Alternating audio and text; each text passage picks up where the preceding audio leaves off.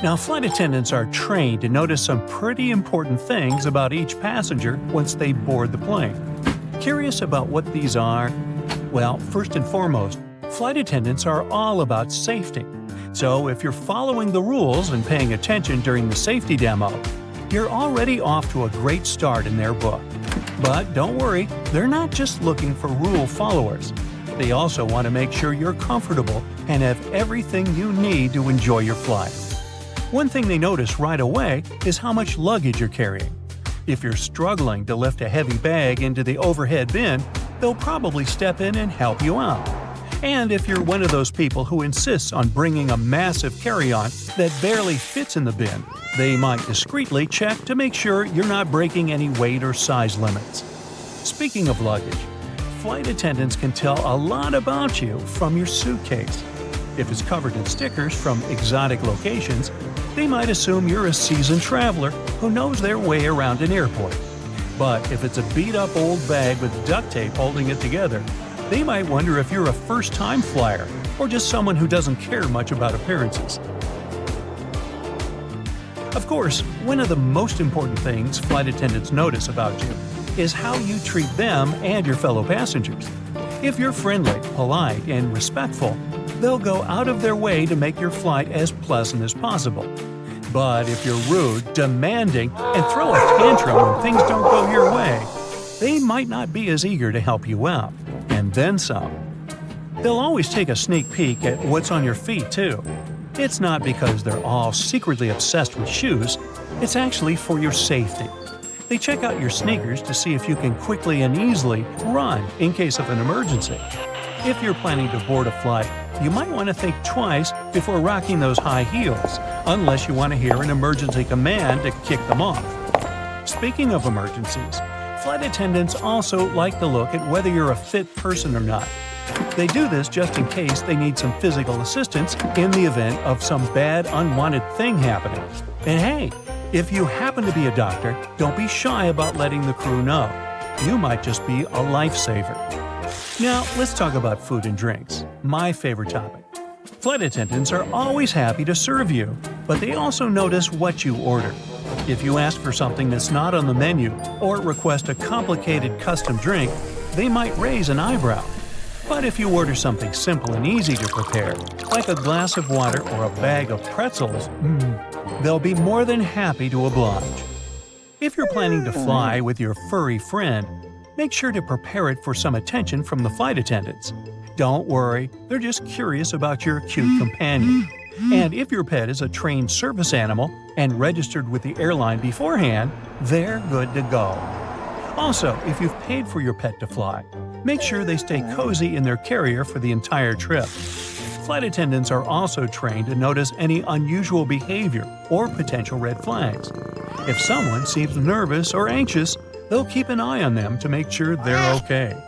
Luckily, some flight attendants are also happy to share some secrets that will make your next experience in an airplane way better. For instance, if you're wondering when's the best time to take to the skies, they may have some ideas. Some destinations, for example, have plenty of flights throughout the day. So the question is, should you go early or stay up late? Turns out that the best time is first thing in the morning. But shh, don't tell anyone, or they might steal all the morning flights. The reasoning is pretty sound, though. The weather is usually calmer in the morning, and any delays from the day before should have been sorted out overnight. Now, when it comes to holiday travel, here's another piece of advice. If you can swing it, give yourself a little wiggle room. For example, try flying on the day before the winter holiday starts, instead of the 24th itself. That way, you'll have a bit more flexibility and hopefully avoid any stress or last-minute airport drama. What can you do when it comes to delays, you might wonder? Well, they can happen at any time, unfortunately, and there's not much a flight attendant can do about it. But don't worry, flight attendants and passengers are on the same team. Also, don't believe the rumors. Flight attendants won't hide information from you. There's no point. If you're stuck on a delayed flight, don't hesitate to ask the staff for all the info you need, and rest assured they will do their best to get you on the next available flight as soon as possible. Now, what about jet lag? Surely flight attendants have the best remedies. If you're hopping across time zones, most flight attendants recommend catching a quick snooze upon arrival. But don't get too cozy. Stay up until nightfall to help your body clock adjust. After all, you don't want to be groggy when you arrive. Also, if you're only visiting a destination for a short time, airplane staff recommend sticking to your home time zone. It might just save you from the hustle of adjusting to another time zone unnecessarily. And don't forget to keep hydrated, munch on nutritious food, and get in some exercise to keep your body feeling tip-top. Now, we've all seen in movies those scenes where the main character gets a surprise upgrade to business class out of the blue. As much as we all dream of being upgraded to a luxurious seat mid-flight, it's usually only possible on the ground, unless you're one lucky duck. There's a list and a method for who gets bumped up to first class. Sometimes, flight attendants will shuffle passengers around so families can sit together, or they do it to fix any seat mix-up. But once the plane takes off, moving around is pretty rare. Ever wondered if you can switch seats with another passenger during the flight? The answer is yes, you can. Most flight attendants encourage it, especially if it means keeping families together. However, it's best to figure out any seat-swapping arrangements before boarding to avoid any chaos. Plus, some seats are fancier than others, and if people have paid extra for them, it's important to be respectful of that. Also, did you know that the emergency exit rows are sometimes marketed as premium seating? Let's talk about some serious airplane etiquette. So, who gets to claim the middle armrest? It's a big debate, but most flight attendants think the person in the middle seat deserves it. Hey, let's give them a break. They're already stuck in the least desirable spot. Now, on to the great window blind debate. Some people want them up, some people want them down. If it's a nighttime flight, keep them closed. You don't want to disturb your fellow passengers with unnecessary light. However, if you're flying over the Himalayas, you better believe people are going to peek through those windows. And let's not forget, blinds need to be open upon arrival for safety reasons. The crew needs to see outside in case of emergencies. Have you ever been curious about what flight attendants eat on board? Do they have the same food as the passengers? Turns out, they can have the same meals if they want to, but they don't always choose to. Some prefer to pack their own snacks, like hummus, apples, and popcorn, because the airplane options don't always keep them alert. They also focus on drinking lots of water and avoiding foods that might make them feel bloated, but they do indulge in airplane coffee. Some crew members even bring their own meals on board due to dietary requirements, or to add to the festive vibe on holiday flights. I once saw a passenger give a tin of holiday cookies to the flight attendants. You can bet she got some extra special attention. Oh, you're dining in Paris with a full belly of French onion soup and a mouthful of double chocolate soufflé. Okay, enough of that bad accent. The waiter approaches asking how your meal was, and mouth full, you give a satisfied expression and make the A-OK gesture. You expect to see happiness on the waiter's face, but he looks at you with irritation. Well, it turns out that making a circle with your index finger and thumb does not mean OK in certain countries.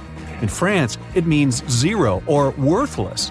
Instead of praising the delicious food, you called it worthless. Oops. In Venezuela, Turkey, and Brazil, it's a hand gesture you shouldn't use either. In these countries, this is a sign that will offend pretty much anyone you flash it at. Enough said. Just give them your biggest smile and wait till you finish what's in your mouth to give your proper thanks. All over the world, giving a thumbs up is seen as a positive thing. It's an expression of your liking towards something that everything is good. In parts of Italy, West Africa, Iran, and Greece, though, it carries a stigma as an incredibly offensive gesture. When visiting Malaysia, you use this digit to point at things. So next time you're trying to hitchhike in these countries, you should reconsider sticking your thumb out for a ride. You might never get picked up.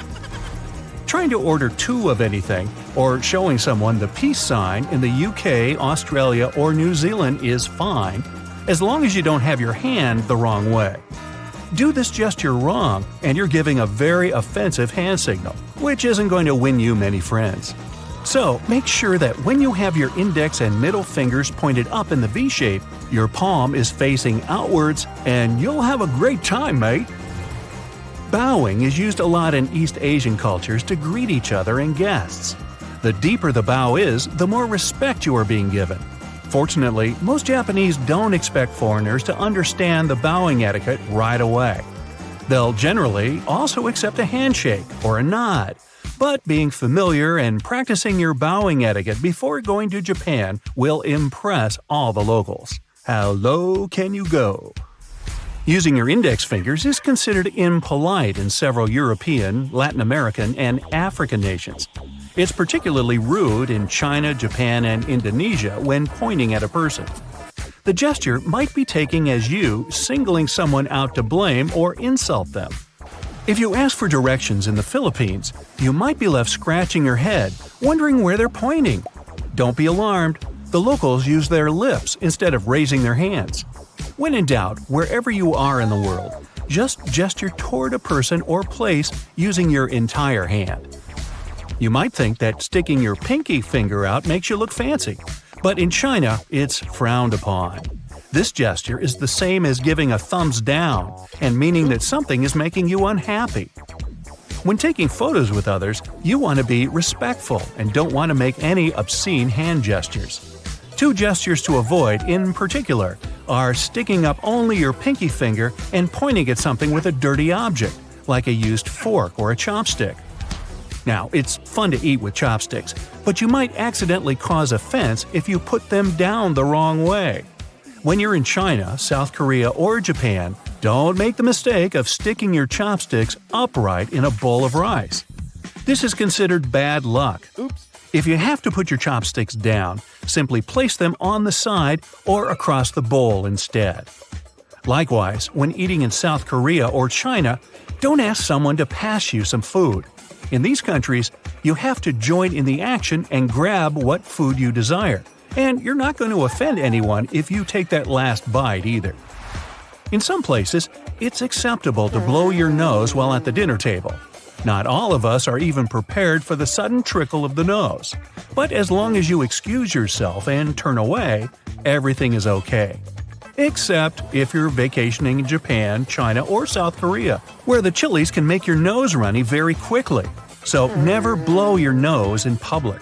If you must clear your nostrils, consider leaving the table and blowing your nose in the restroom or hiding away from any other observers while being quiet. It's considered rude and unhygienic to the people around you. Always use a paper tissue, not a handkerchief, and throw it away after use. Fiji is one of the top destinations in the world. Beautiful beaches and friendly people. Spending your vacation on this island, you're bound to meet a few local Fijians that'll want to shake your hand for a very long time. It's customary to hold your hand for the entire time that you're exchanging greetings, no matter how long. You should also make sure not to pull away too quickly. It's considered very rude if you end the handshake abruptly. If you are in India, you put your hands together instead of shaking a person's hand. Holding your hands in a prayer formation, tilt your head down slightly and greet the person with Namaste, with your hands close to your chest. Crossing your arms means nothing in most countries. Maybe you're cold, bored, or it just feels more comfortable. In Finland, though, it's likely to send the wrong kind of message. Having your arms crossed means major disrespect. Finnish people see this as a sign of arrogance and defiance. It's done mainly to tell the people around you that you're looking for trouble. Yikes. This body language will be taken as a dare, so you're likely to be confronted if you do it. Specifically, avoid crossing your arms at people directly. You don't want to cause any trouble if you're over there on holiday.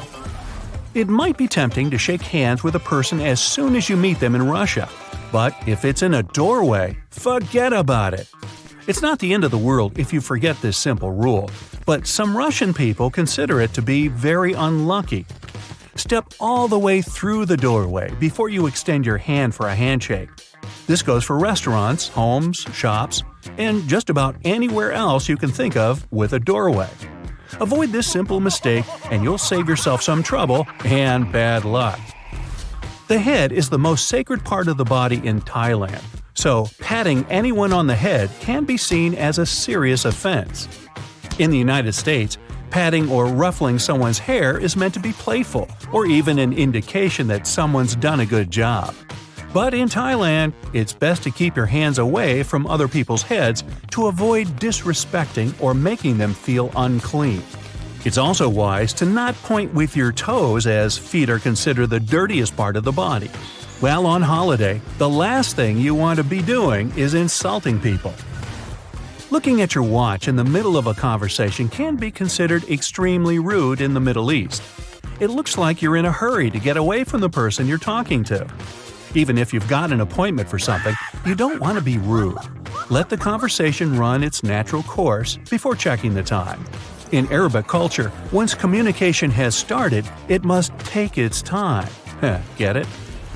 Don't ever use the palm out, fingers up stop gesture in Greece. You might not like the outcome if you do this to a local. This gesture is a huge insult to Greeks, a stigma that dates back to the Byzantine times. Likewise, in South Korea, don't hail a cab or wave someone over to you with your palm facing up. If you do, you might be stuck there for hours. Waving your hand like that is how Koreans summon their dogs. The proper way to wave is to stick your arm out while having your palm facing down and moving your head up and down vertically. This isn't the only thing to keep in mind in South Korea. If someone older than you offers a drink, the proper etiquette is to receive it with both hands and then turn your head away as you take the first sip.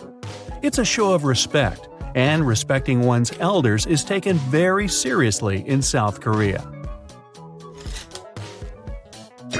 Hey, want to have your very own bright side to your hoodie? Click the link below to choose your pick.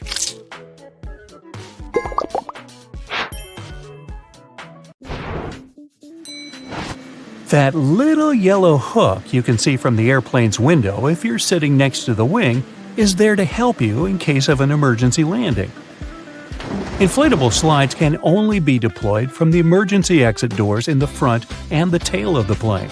In the middle, the passengers would have to walk right out on the wing and get to the ground from there. But jumping from the plane wing isn't safe because it's just too high. And here's where those little yellow hooks come in handy. The flight attendants tie ropes from the doors and through the loops for the passengers to hold onto. This way, everyone can safely get to the ground without injuries. Now, you want to try to avoid cozying up under airplane blankets. Some airlines only wash them about once a month.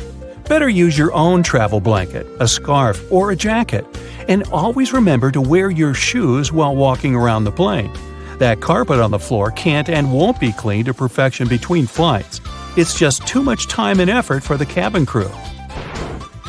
The dirtiest place on a plane isn't the bathroom, it's your tray table. It has 8 times more bacteria than an onboard toilet flush button. Now, in case of emergency, oxygen masks only have enough airflow to last for about 15 minutes. Luckily, it's just the amount of time a plane needs to find a suitable landing place or to at least descend to the altitude where people won't need oxygen masks anymore. You may wonder why you're asked to lift your seat back and close your tray table before takeoff and landing, but it's for your own safety. A reclined seat is comfy for you, but it makes it harder for the passenger behind you to get out of their seat, which is crucial in case of an emergency. The lower tray table is the same way, only this time it's you who won't be able to stand up fast enough if anything happens. Besides, the tray table prevents you from assuming the secure position in the event of an emergency landing. This position requires you to bend over in your seat, put your head between your knees, and cover the back of your head with your hands. Imagine doing that while your tray table is open. If you look around the cabin, you'll notice little black or red triangles around the midsection of the plane. These stickers let the flight attendants know where the airplane wings are located so they can immediately look out the right window to see if something is amiss outside.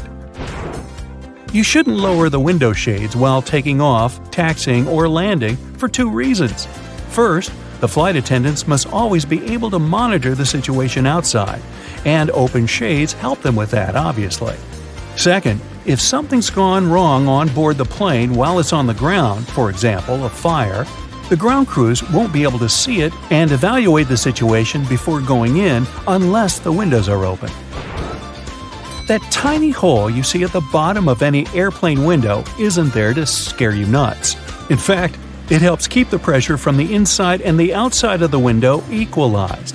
The hole itself is only made in the second layer of glass, and there are 3 of them overall, which also helps with security, by the way. Even if the outer glass breaks, there will still be 2 more to keep you safe. Now, you might see flight attendants touching the overhead compartments while they're walking along the aisle, but that's not exactly what they do. Right beneath the compartments, there's usually a handrail that goes all the way through the cabin, so you can also use this trick to stay firmer on your feet in the aisle. The pilots dim the lights in the cabin during nighttime, not for you to get cozy and sleepy. Our eyes have a hard time adjusting to darkness in the first few minutes of sudden lights out. And in the case of emergency, every second matters. So the lights get dimmed to let you get used to darkness in case something happens and you have to act fast. Pay attention to the aisle floor too. If there's an emergency landing at night, there will be 2 luminescent strips along the aisle showing you the way to the exit. Follow them to get safely out of the plane. Flight attendants also suggest counting the seats between you and the emergency exit once you're seated. This will help you navigate in case there's no other guidance available. If a lightning bolt hits the plane, the passengers won't feel it.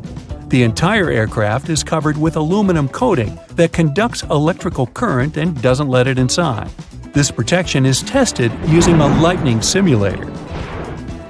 Airplane windows are round because the air pressure is evenly distributed this way. If the plane's windows were square, strong air currents would accumulate in the corners of the windows, depressurizing the cabin. And that's bad. Don't think you become untouchable if you go to the airplane toilet. The bathroom door can be opened from the outside. There's usually a small latch at the top of the door that allows cabin crew to get you out of there. It's useful for both getting to people doing something suspicious in the bathroom and helping those who don't feel well and, for example, collapsed while in the toilet. Yeah, let's avoid doing that. The plane's wings flash red and green lights at night to show the direction the plane is heading in. A green light is always on the right wing, and a red one is on the left. Aircraft tires are designed to withstand 4 to 5 times more pressure than they actually experience upon landing. The wheel is more likely to break than the tire. Pilots always have different meals. This is necessary to reduce the risk of food poisoning. The flight can still go well if one of the pilots has gone down because of a stale burrito, but not if it's both of them. And try not to both of you eat the fish. Some airlines don't allow pilots to have beards. Facial hair can prevent securely fitting the oxygen mask, and pilots must always remain conscious. The seats are blue in most aircraft because this color soothes people. It's also easy to keep clean. The rumbling noise you hear after boarding the plane is luggage being loaded on the plane. The compartment is right beneath the cabin, so it can sound quite loud sometimes. On most flights longer than 7 or 8 hours, pilots have access to a specially designed rest seat in or near the cockpit. Flight attendants typically have a section of the cabin reserved for them, and it's sometimes separated from the passenger areas. Some larger aircraft even feature private crew quarters above or below the main cabin. The wings of most passenger aircraft are located at the bottom of the plane. It's called a low wing. Firstly, if you install the engine under low wings, it'll be closer to the ground and easier to repair. Secondly, the wings will take on part of the shock in case of a hard landing. And if the plane falls into the water, then the wings become a life-saving pillow. By the way, a plane can stay afloat for 10 minutes to 60 hours. It all depends on the model of the plane, weather conditions, and pilot skills. Now, most airplanes are white because this color best reflects the sun rays and the aircraft body doesn't heat up as much. Also, the damage is best seen on white, and white paint is simply cheaper. Shoulder straps seem more secure than just a waist belt, but not in the case of planes. When the plane gets into turbulence, it's tossed a bit in the air. The waist belt will simply hold you in place in case of a more severe shake. Shoulder straps would require more space between the seats, and this is not justified on a plane. In a car, the impact is usually much stronger, so you need that shoulder strap not to whoosh through the windshield. Flight attendant seats do have passenger straps, but that's because they are much less comfortable than passenger ones. They're narrower and positioned facing the passengers. Flight attendants need extra protection simply not to fall off their seats if the plane shakes hard enough. Also, they have to help and direct people during potential evacuation, and for that, they need to be in top shape. Now maybe you've noticed that you always enter the plane from its left side. Firstly, the captain usually sits on that side. This way, it's easier for the captain to align the plane with the terminal jet bridge. Also, the aircraft is fueled and loaded with the baggage on the right side. If passengers come from the left, the crew can do their job undisturbed. Is the sky like a desert? Can a commercial aircraft fly faster than the speed of sound? Can you fix a plane with a piece of tape? Let's check your intuition with this cool truth or myth airplane quiz. Make sure to note down your correct answers and share your score in the comments. So, the first one for you. Commercial airplanes are more fuel efficient than your car. True or false? That's actually true. Commercial flights have been more fuel efficient per person per mile than cars for more than a decade. Better technologies and a larger number of people that fit in one plane have decreased the energy intensity of traveling by air by almost 74%. As for cars, it's been just a 57% drop. Okay, how about this one? There's no row 13 on a plane. Well, come to think of it, I've never seen a 13A or any other letter on my boarding pass. What about you? That's true, but only partially. In those countries where the number 13 is considered unlucky, there's really no row 13. But in other countries, the missing number may differ depending on what is believed to bring bad luck there. Opening a plane door during the flight is a real safety risk. It sounds kinda terrifying to me, but is it true? You can relax, that's just a myth. For one thing, the doors are locked, but even if they weren't, no one can open the door of a flying plane. It's physically impossible. The cabin pressure won't allow anybody to do it. When an airplane is at cruising altitude, it's pressurized. The difference between the inside and outside is huge.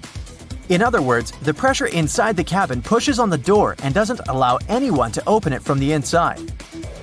Even better, the airplane door is called a plug door. Its inner edge is wider than the outer. That's why it acts like a bathtub drain stopper, corking the doorway without falling through. Your skin is drier on a plane than it would be in the middle of the Sahara Desert. Can you believe this? And if you think this is true, you're absolutely right. The airplane cabin is pressurized, and the humidity there is set to 20%. For comparison, in the Sahara Desert, the average air humidity is around 25%, and your skin is used to at least 40% of humidity. That's why your nose and throat feel so dry when you're flying. Several years ago, someone posted a photo on the internet that became viral in no time. In this image, there was an airline technician, and he seemed to be fixing a plane with duct tape. So the question is, could it be true? Or was it just a fake? The answer isn't so simple. It wasn't your regular duct tape, so partially this fact is a myth. But it was some kind of tape, known as speed tape. It costs around $700 per roll. It's actually an aluminum adhesive you can use to temporarily mend minor damage, until you can repair it properly. Is it true that pilots avoid the Bermuda Triangle? After all, it has such a notorious reputation. Ships and planes simply disappear into thin air in this region. This one is certainly a myth. Today, people already know that there's no particular danger in the Bermuda Triangle, and planes fly over this area as usual. Airplanes mostly fly on their own, with autopilots doing all the work. Myth or truth? What's your bet? It's a widespread myth. Many people are sure that planes are some super automated mechanisms that can fly mostly by themselves, and pilots are there simply for backup. In reality, though, flying is a hands-on job. It needs constant attention and a skilled flight crew. There once was a plane that flew twice faster than the speed of sound. Can it be true, or is it too far-fetched? This fact is definitely not a myth. The Concorde could reach a speed of 1,330 miles per hour. That's much faster than the speed of sound, which is around 767 miles per hour. And that's indeed almost twice as slow as the Concorde. You might have heard this scary fact before. Planes empty toilets right in the air. Sounds alarming, but is it true? Fortunately, that's only a myth. There's absolutely nothing to this legend. Airplane toilets use a vacuum-based system to transport all the contents out of the bowl and into a special tank. It's located in the rear part of the aircraft, and this tank gets emptied only on the ground.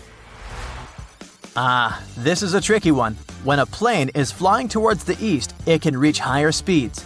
So, can the speed really depend on the direction? And this is true. It's possible thanks to high-altitude winds known as jet streams. They blow at a speed of 100 to 300 miles per hour, and since our planet rotates from west to east, aircraft moving in the same direction can use these winds to move faster. Do you think pilots can control airflow to keep passengers sleepy and relaxed and save on fuel? This one is definitely a myth. If you ask a pilot this question, you might hear "ridiculous" in reply. The truth is that pressurization determines the oxygen level in the cabin. How about this one? The world's tallest air traffic control tower is as high as a skyscraper. Can it be true, or is it just an impressive myth? I know it's hard to believe, but it's actually true. When an airplane lands, it needs the assistance of runway lights and airport beacons. It's part of the responsibilities of the air traffic control tower. It also manages ground traffic. No wonder such construction needs to be extra tall. The new Bangkok International Airport in Thailand has a 430-foot tall tower. Its height is almost the same as the height of a 40-story building. It cost $18 million to build the tower. I've got another tough one for you. The sensitivity of your taste buds dropped by 30% during the flight. Yes or no? This is true. The pressure in the cabin combined with the dryness of the air kinda numbs your taste buds.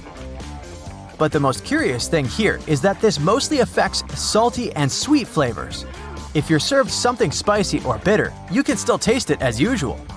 Airline caterers try to take the decreased sensitivity of your taste buds into account while preparing airplane meals. They have to modify lots of good old recipes to make your food taste better. As soon as your oxygen mask is on, in case the cabin is depressurized, you can relax and breathe out.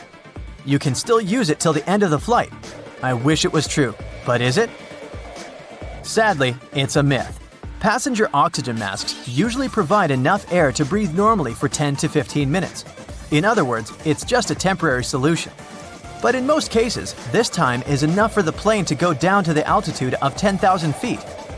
That's where people can breathe without using oxygen masks. And since planes descend very fast, the need for additional oxygen lasts for a few minutes at most. By the way, the oxygen system gets tested regularly during special maintenance checks. Plus, both passengers' and pilots' oxygen flow doesn't depend on electricity. Masks use individual oxygen generators, so even if there's some electrical problem on board, the oxygen doesn't get cut off. Many people say that the plane is the safest means of travel, but do you believe in it? That's a myth. Flying is the second safest.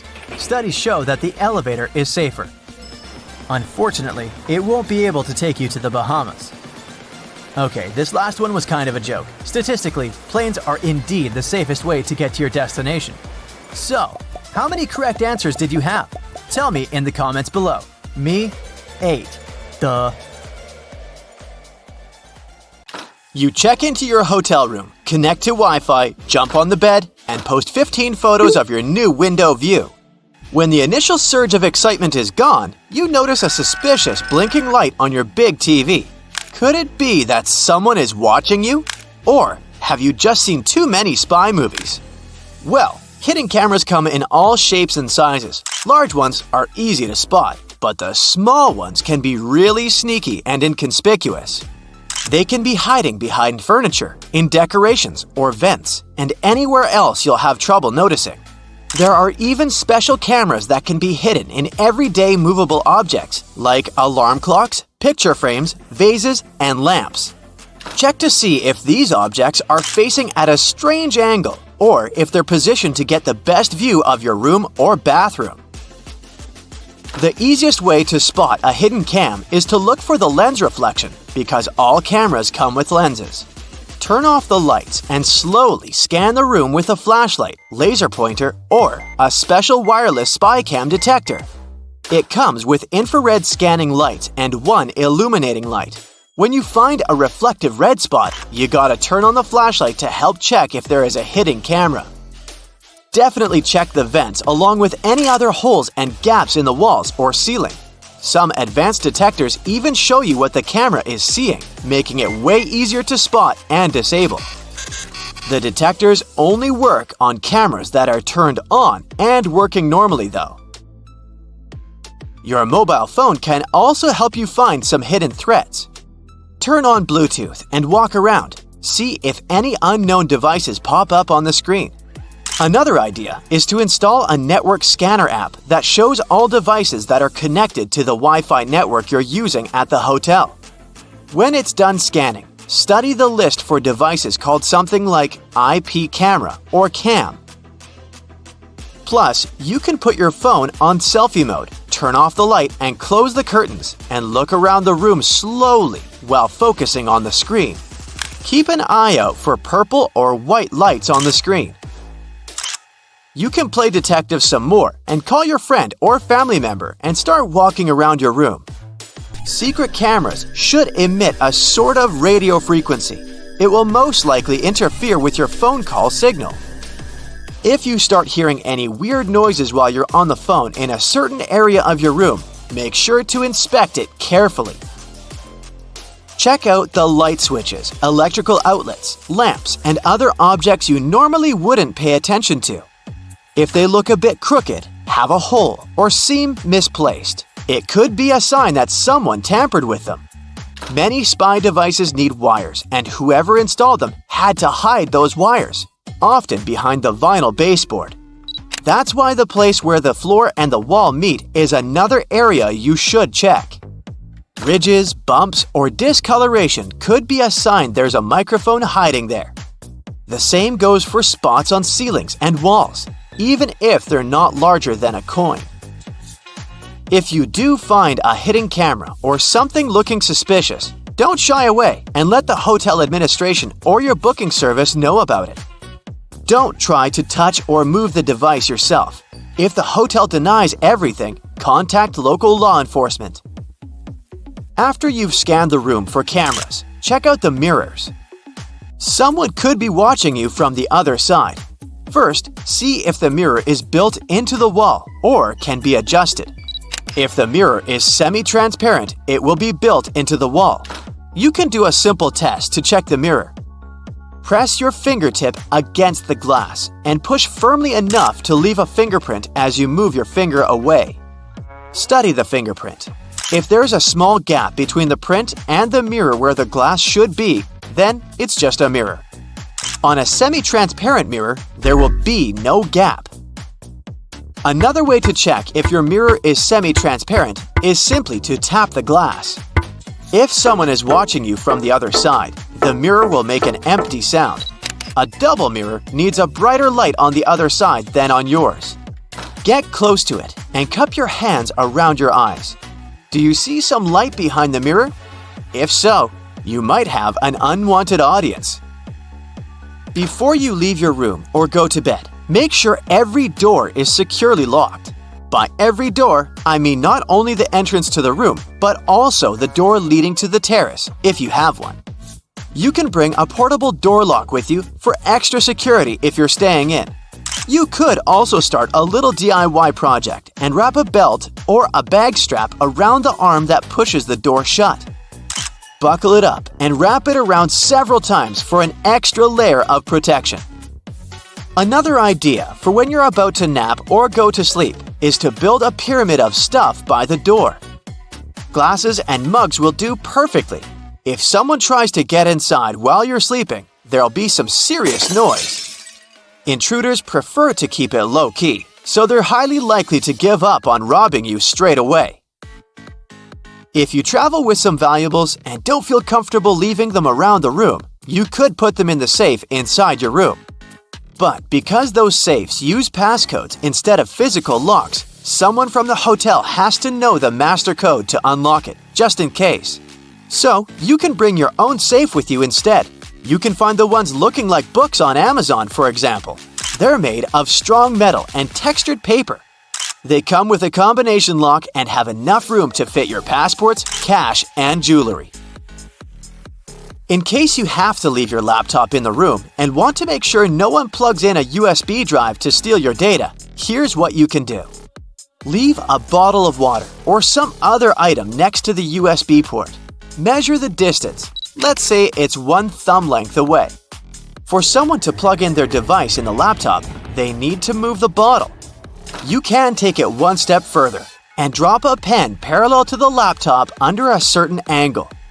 You can measure the angle with your smartwatch or phone using the compass app. Again, if someone moves it, you'll know. Even something as simple as a "Please do not disturb" sign can help you figure out if someone entered your room while you were away. Make it look like you left in a rush and the sign accidentally stuck between the door and the door frame. If you come back and the sign is hanging freely, then someone must have ignored it and tried to disturb you. In that case, you can contact reception and ask to send someone to enter the room with you to keep you safe. If you care about the cleanliness of your room as much as you do about your belongings and your personal safety, this one's for you. Hotel housekeeping workers normally have up to 20 rooms to take care of on an 8-hour shift. It means they'll have no more than 30 minutes for your room. It gives them enough time to make the bed, clean the floors in the room and the bathroom, empty the trash bins, and dust all surfaces. But they rarely have the time to take care of smaller objects like light switches, door and drawer handles, and remotes. And yes, these are exactly the objects you'll be in contact with the most. They can actually have more germs than the toilet. So if you want to be sure those germs won't land on your hands, bring enough antibacterial wipes to clean all those things before you touch them. If you're going on vacation, I'm sure you forgot to pack a couple of useful items, like a crayon or a pillowcase. I have collected the best travel tips for your ultimate vacation. You should carefully think about when you are planning to go somewhere. In case you have some kind of flexibility, just forget about going on a trip in July. You don't need to travel during the busy season. It's too expensive and there are way too many people. The best time to travel is during the shoulder season, which is between the high and low seasons. In Greece, for example, it's April and May. In September, October. The weather is already or still great, but there are fewer people and the accommodation is way cheaper. When searching for flights, always do it in incognito mode. If you do it in the regular mode, the saved cookie files will track your searches, and cheaper flights will be less likely to pop up since you've been searching for a while. Don't give yourself away. Always go incognito. Another trick is to pick a different home country and currency, the one with a better exchange rate. This way you can buy tickets in different currencies that will be way cheaper. Next, when buying the ticket, make a flyer account, no matter the airline you travel with. Airlines gift you miles, and when enough, you can get a free flight. Even if you travel with different airlines, there is no need to miss out on an opportunity. And yes, don't dispose of your plane ticket after the trip until you saw that your miles were posted on your flyer account. Also, if you ever need to cancel a non-refundable ticket, just don't cancel it and don't show up. In case something happens and the flight gets canceled, you will get your money back because no one knew you weren't going to fly anyways. As for picking the seats, if you fly with someone, don't pick the seats next to each other. Keep the middle seat between you, and there will be a higher probability that it won't be booked unless the plane is full. If you're lucky, you'll have 3 seats for the 2 of you. But if you end up getting a neighbor, you can just ask them to switch seats with you so that one of you can sit next to each other with whoever you're traveling with. Most people will be happy to switch. If you have a long layover, use it to your advantage. 6 hours layovers aren't cool. Too long to chill in the airport, but too short to get out. In this case, better opt for longer layovers and use them to explore the city before your next flight. If you're booking a hotel, always join their loyalty program. Just like with plane tickets, it won't hurt, but you will still be treated like a special guest. Also, when checking in, ask for an opportunity for an upgrade. You can get a better room for the same price, and always make sure to let the hotel know if there's any special occasion. Like a honeymoon, anniversary, birthday, or anything, you'll probably end up with some nice perks from the hotel staff. Even though websites for hotel search are cool to use, once you pick the hotel, just call them directly for booking. Websites take fees for posting offers, so everything that appears there will be more expensive. Call the hotel directly to book a room, and you'll get it for cheaper. But don't feel limited by hotels. Airbnbs are a great option, and often you can get luxurious places for cheap. Also, if you don't mind hostels, they can be fun too. You can meet and befriend travelers from other countries, and maybe you can even stay at their place if you ever go to their country. Now off to packing. First off, always make a packing checklist and keep it on your phone. It's hard to remember everything you need right away, so put together the list in a couple of days and add another item as soon as you remember it. This way, you don't forget anything important when packing. To fit more stuff in your suitcase, roll your clothes. This way, they take way less space. Roll all the shampoos and other things that can spill over in a shower cap. This way, even if something explodes, everything inside will still be protected. Also, use packing cubes. They help to organize everything and save a lot of space. Learn to organize your stuff efficiently. A tic-tac box can be a good storage for bobby pins, and they'll all be in place. Use a carbine to keep all hair ties together. Have you packed a pillowcase? You should. It doesn't take much space, but in case you get uncomfortable when traveling, you can just stock the pillowcase with some clothes. Voila! You got yourself a pillow. Also, put a dryer sheet inside your suitcase. This way your clothes will smell nice, even on long trips. Don't forget to make a copy of your passport and carry it in your wallet just in case. And you can also have a scanned copy of it on the cloud. Another good item to keep is a power bank. Those outlets in airports and airplanes don't always work. Also, get a crayon. It'll be handy if you need to write something down. Pens don't work well in planes because of the air pressure, and pencils break. A crayon will always be there for you. Also, a clothespin is another little thing you might want to have. You know when you arrive and want to keep your toothbrush from touching any counters? If you attach the pin to it, it can serve as a stand. Another little but useful thing is a bread clip. Those serve so many purposes. You can use it as a bookmark, attach it to the end of the tape roll, or keep in place your rolled cords in. But most importantly, they are a must for your flip-flops. The V-shaped part often comes out through it. To avoid it, just slip the bread clip underneath the bottom. It'll serve as a plug stopper, and your flip-flops will last. What to wear? Of course, comfort is the first priority. Sweatpants and leggings are way more comfortable than jeans. A comfy jacket will ensure you don't get cold. A fringed scarf is nice to have too. They're fancy and they turn into a cover.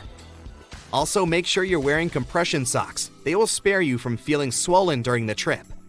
Another important part of your outfit could be noise-canceling headphones. They will be a game changer if there happens to be a screaming little human on the plane. And an ultimate trick, mark your luggage as fragile, even if there's nothing fragile in there. This way, it'll be treated better and your luggage will come out in the first batch after the flight. Most people either sleep or surf their phones while traveling, but some travelers can even play board games. But if you need to roll a dice, here comes a problem. If you roll it not carefully enough, you might end up either losing it or crawling under the seats looking for it, which is inconvenient. Just keep the dice in a little transparent plastic container, then shake the container and see what you got. To find cool places to visit, go on social media, check out photos and videos people post from your location, and go to any place that caught your attention. Pickpockets are definitely a thing, but there is a trick. Just make your valuables less attractive to them. Do you have an expensive camera? Put some tape on it as if you fixed it, and the pickpockets will think that it's broken. Do the same with your phone and laptops and whatever else you don't want to be stolen. Have you ever ended up with a bunch of foreign coins after your trip that are totally useless? Some coins and bills are cool to keep from trips as souvenirs, but too much is too bothersome. To avoid it, just donate your leftover coins before you leave the country. A good deed and also less weight in your pockets on your way home. Ah yes, everyone loves a holiday. But figuring out what to pack in your luggage can be a daunting task, especially when you're limited on weight and baggage space. Not to mention, you're likely to do some holiday shopping on your adventure away from home. So, you're gonna need extra space on your return for all those souvenirs you've collected. Accumulating too much weight or bulk can end up costing you a handsome fee with the airline if you're not properly prepared. But you can now relax. You just focus on booking your vacation. We'll take care of your luggage with these handy traveling tips. No doubt your clothes are going to take up the bulk of your luggage. Considering most airline standards permit 1 bag for most local trips and up to 2 bags for longer distances, that doesn't grant you a whole lot of space if you plan on being fashionable on your getaway, especially in the winter. However, this doesn't mean you have to turn your undergarments inside out for repeated use. The key here is to be clever with how you pack. Firstly, you might want to consider how you're folding your clothes. The most space-efficient method to store your wardrobe in a suitcase for travel is to roll up each item. Think of your clothes like those sleeping bags you used to take on your camping trips. They always seem too thick for their compacted covers, but with perseverance, you could roll it up tight enough to fit inside. Now, you don't need to wrestle with your clothes quite as much, but the same principle here applies. Start by folding your shirts, pants, and whatever else you plan on packing neatly, similar to how you might find them on a clothing store shelf. Then, when you have them in a relatively rectangular or squared-off shape, roll them up tightly. Now that you have your little clothes logs, start packing them into your bag. And behold, extra space! Now, here's something we've all experienced arriving at our holiday destination. We drop our suitcase on the hotel bed, open it up, only to find all our clothes unfurled and scattered like a tornado stormed through our bag. Your luggage has had a rough journey from your home to your holiday destination. It's been dragged through airport terminals, tossed around by baggage handlers, and rocked back and forth during in-flight turbulence. A simple stationary item, rubber bands, will help you keep your clothes neat. Now that you've got them rolled up, place a couple of rubber bands around them to keep them from unfurling. This is an especially neat trick if you want to roll an outfit together as one. Maybe you've got head-to-toe denim that you can't wait to rock on your getaway. Fold up your clothes as before, then layer the different items of your ideal outfit atop each other. Roll them up as one, then use the rubber bands to keep them together.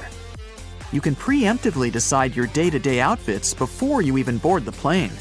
However, you may still prefer to fold your clothes, especially business or formal shirts and pants. Lucky for you, we have a handy trick for that too. Instead of folding each item individually, we're going to lay it out all on top of each other. Start with your shirts and tops, alternating with one on top and one on the bottom, keeping the necks of your shirts at the center. Work your way down to your pants and smaller items until they're all laid out flat. Try to keep your pants in the middle. Finally, start folding your items in on themselves, with the shirts creating the outer layer, until you end up with a neat bundle, like a present. You should be able to sit your bundle squarely into your bag. Want to save even more luggage space? Instead of putting your undergarments and socks into their own section, try fitting them into available spaces and gaps within the rest of your luggage. If you plan on taking a cap with you, for instance, the inside of your headwear is a great space to store your socks. This applies to other small luggage items too, such as phone chargers and ties. Though keep in mind that you can also lay your ties and belts out flat across the clothes in your luggage to conserve space. And if you're really limited on baggage size, say all you have is a carry-on for a fortnight-long trip, here's another method. Get yourself some compression bags to store your clothes in. These bags will compact multiple sets of clothes into the size of a small laptop bag. Fold up the clothes you intend to pack and store them into the compression bag. You should be able to fit 8 to 10 standard clothes items or a few bulky ones. Once you've filled the bag, seal it and squeeze the air out through the built-in one-way pressure valve.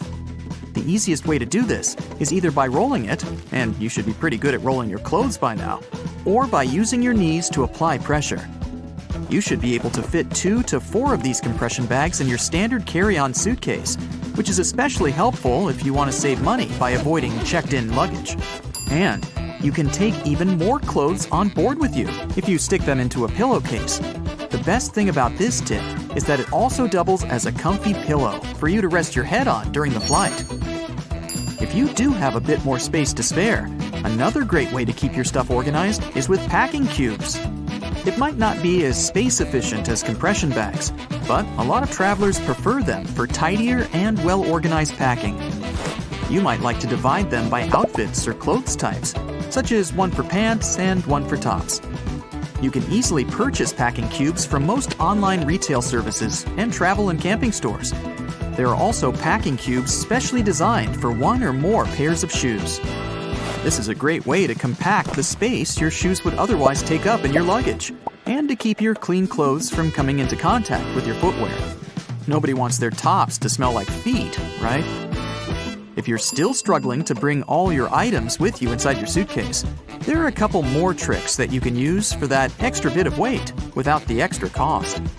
The most obvious of which is to use your own body. That's right, time to layer up. Pick out all your bulky items and wear as many as you can manage. You can try wearing some shorts under your pants or several layers of your winter wear, such as your sweater, jacket, and coat, all over the top of one another. You might be sweating a little, but most airports and planes are well air-conditioned. You can always shed some layers once you've boarded your flight. At least you'll have some warm wear to snuggle up in if you do get cold up there in the clouds. If you don't want to wear all those layers, there's actually another type of bag you can carry on the plane with you, free of charge. Get yourself a duty-free bag from any of the duty-free stores in the airport. You can even hang on to it for next time. Store all your extra items in your duty-free bag and carry it onto your flight at no additional cost. It's also worth considering what type of luggage you're using. More importantly, how much it weighs. A lot of people forget that the standard 15 pounds permitted by most airlines includes the actual weight of their suitcase. The bag itself can often weigh up to 4 to 6 pounds. That's a huge chunk of your weight in the bag alone. So, when you're shopping for your luggage, take into account how much it weighs. Choosing a lighter bag will give you more space for the items you want to take with you. Stick to some of these handy tips and you'll be on your way with no shortage of luggage and some extra money to spend on your vacation. Happy flying! When it's too cold outside, airplanes often get delayed, or in extreme cases, even canceled altogether. First of all, if it snows heavily, such conditions drastically decrease visibility, making it unsafe to taxi and take off. During a blizzard, flight control may command the aircraft to stay on the ground and wait until the snowstorm subsides. Ice on the runway is another reason. An airplane's landing gear are nothing like a car's wheels, and they can't be equipped with studs to avoid skidding. But even if they were, a plane needs to develop speeds on the ground that are much higher than on an average road to take off successfully. If the runway is slippery with ice, the airplane can slide off it easily. Things like this actually happened in the past. For example, in January 2014, the JFK airport in New York was shut down after a plane skidded off the runway and into the snow. Luckily, no one was injured, but the airport staff had to dig the aircraft out of the snow, and even the local police joined the efforts. Same story with landing, which is even trickier in freezing conditions because a plane is in much less of a controlled environment and traveling at even greater speeds. What's more, while an airplane that's about to take off and skidding will probably get into an open area and stop there, one that's about to land could end up crashing into the airport's infrastructure. Needless to say, that's way more dangerous for everyone. Freezing weather conditions can also cause frost and ice sheets to build up on the plane itself. Airplanes are carefully engineered, and any tampering with their structure may cause huge trouble. As experienced pilots say, even a thin crust of ice over the wings of a plane can mess with their delicate design and destroy lift. Planes can be de-iced though. The airport staff usually spray them with a special solution that doesn't let the ice build up on the aircraft's skin. But back to the runway. If it's covered with ice, there's little you can do. Unless the sun is shining, the chances of safely removing the ice from the pavement are almost zero. There's also a chance of damaging the pavement, making potholes, which can result in safety concerns for both takeoff and landing. Imagine driving over a pothole in a car at full speed. Pretty unpleasant. And now multiply it by about 1,000, because a plane is much heavier than a car, and don't forget that the landing gear is not exactly there for driving. Jet fuel and the equipment that pumps it can freeze too if the temperature is too low. The fuel freezes at -40 degrees Fahrenheit, but that can only happen on the ground before takeoff. At a cruising altitude, temperatures may drop as low as -70 degrees Fahrenheit, but since the liquid is inside the plane and burning down steadily, it's much warmer there. On the ground though, nothing stops the fuel from turning into ice. If that happens, no flights are available, obviously. Same goes for the pumping equipment. Even if the fuel is still liquid, the pump may cover with ice and just stop delivering the fuel into the plane's tanks. In the worst-case scenario, it might even break down, leading to expensive repairs and prolonged delays in flights. Finally, ground crews have to do a lot of work before takeoff or landing, and they're all human after all, so they can't bear the freezing cold for too long. This issue is often resolved by tag teaming. One group of workers goes out in the field to do the job, while the other is waiting for them in a shelter. After 20 minutes or so, the first group returns to warm up, and the second one takes up the job where the first one left it. Although it's efficient, it still slows down the operations a lot, so that might also cause delays.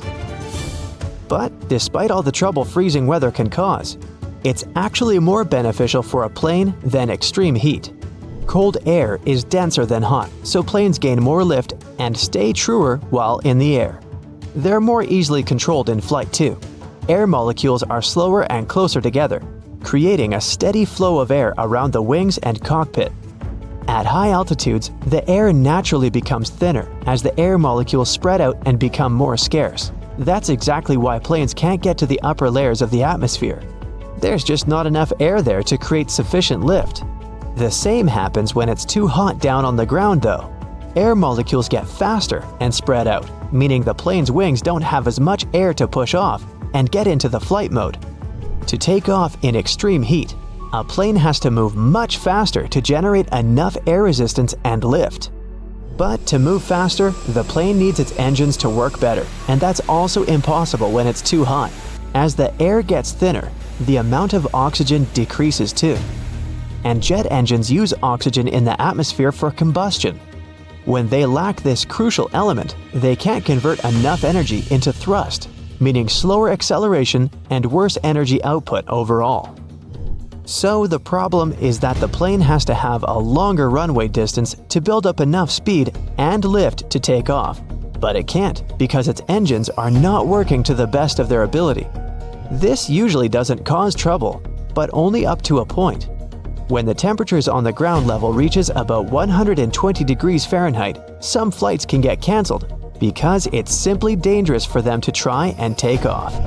Other planes are more heat resistant and powerful, but that also depends on the heat. Some aircraft even have to reduce their weight by removing part of their fuel, cargo, or even passengers when it's too hot. Lighter load means better acceleration before takeoff, and it doesn't help to avoid cancellations, but it also means planes aren't working to their full capacity. The average cruising altitude for an airplane is about 35,000 feet. They don't technically need to be so high up, but that altitude gives the best speed and efficiency. Air gets thinner at higher altitudes, which means less wind resistance, but less lift. For most commercial aircraft, the area between 30,000 and 40,000 feet is the sweet spot where the two factors balance out. You probably still aren't using a laptop from 1999, and your computer isn't flying at close to the speed of sound. Fortunately, planes have a much longer lifespan than computers. There are airliners from the early 1970s that are still just fine. They might not be able to keep up in terms of speed and fuel efficiency, but older planes are no less safe than their modern counterparts. Contrails, those white trails airplanes leave behind them at high altitudes, are easily mistaken for engine exhaust, but most are nothing more than water vapor. During a flight, moisture in the air collects in the engines before being vented with the exhaust. The hot, wet air leaving the engines mixes with the cool, dry air found at high altitudes, resulting in long, thin lines of vapor. Humidity determines when contrails form and how long they remain visible. Ever notice the numbers on the end of a runway? They're actually used to show the pilot which direction the plane is facing. For example, the number 36 is short for a heading of 360 degrees or due north. Along with numbers, the letters R and L indicate if the nearest runway is to the right or left. The lights on the tips of a plane's wings are called position lights or navigation lights, and they're used during times of reduced visibility. They help planes to see each other in the dark and can also tell pilots what direction an aircraft is traveling. The red light marks the tip of the left wing, while the green light is on the right. The third light is white and found on or near the tail. It might seem odd that the flight crew cares whether your window shades are up or down. The main reason is so that the passenger's eyes can adjust to the outside light. Mostly, it's just a matter of getting people on and off quickly. But in an emergency, the last thing they want is people stopping to blink before they evacuate the plane. The Pacific Ocean stretches for more than 12,000 miles at its widest point. The distance is so great that you could fit 5 moons within this space. And the surface of the Pacific Ocean could fit all 7 continents. It's also greater than the surface of Mars. No wonder, the largest ocean on Earth covers 30% of the planet's surface. Like us humans, most sharks need a winter vacation. In 2002, scientists discovered the White Shark Cafe. And that's how they called a remote part of the Pacific Ocean between Hawaii and Baja California. Coastal great white sharks migrate there in the winter. They spend several months there. The animals don't return home until coastal waters get warmer again. During the Stone Age, the entire population of Central Europe was around 1,500 people, which means they would all fit on a mid-sized cruise liner these days. Astronomers have figured out that the Milky Way weighs around 1.5 trillion solar masses, and one solar mass is the mass of our Sun. A tiny part of this weight is a supermassive black hole at the center of the galaxy, 4 million solar masses, and 200 billion stars. The rest is dark matter, mysterious and invisible. The platypus is a weird creature, a mammal, but with a duck-like bill, webbed feet, and a flat tail. Female platypuses lay eggs, and males have venomous claws on their hind legs. But the most bizarre thing, these creatures have no stomach. In other words, they don't have a special sac that produces digestive enzymes and acids. Scientists have discovered that some dinosaurs didn't roar. Instead, they produced sounds similar to a duck quacking and a pigeon cooing. One of the most mysterious sounds ever heard on Earth was the bloop. When it occurred in 1997, underwater microphones recorded it from a distance of 3,000 miles away. It resembled the noise of marine animals, but the volume was too great for a sound produced by a living creature. The bloop continued for 1 minute. It started from a low rumble and then rose in frequency. Experts claim that the smell of green apples makes rooms feel larger than they really are, and warm scents in a store, like cinnamon or vanilla, will make you spend more money than you planned. The longest mountain chain on our planet is actually underwater in the Atlantic Ocean. The mid-ocean ridge stretches for more than 40,000 miles. That's 5 times the diameter of Earth. You can't sneeze while sleeping. Your brain simply shuts down this reflex.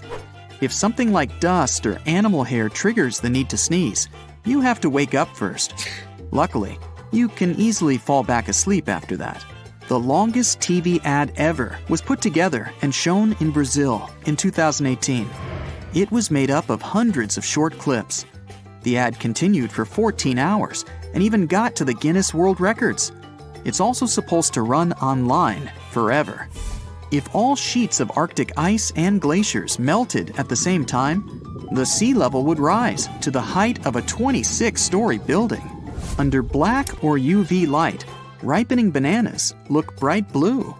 That's because of the chlorophyll that's breaking down when the fruit is ripening. After befriending humans, dogs developed two muscles above their eyes that weren't there before.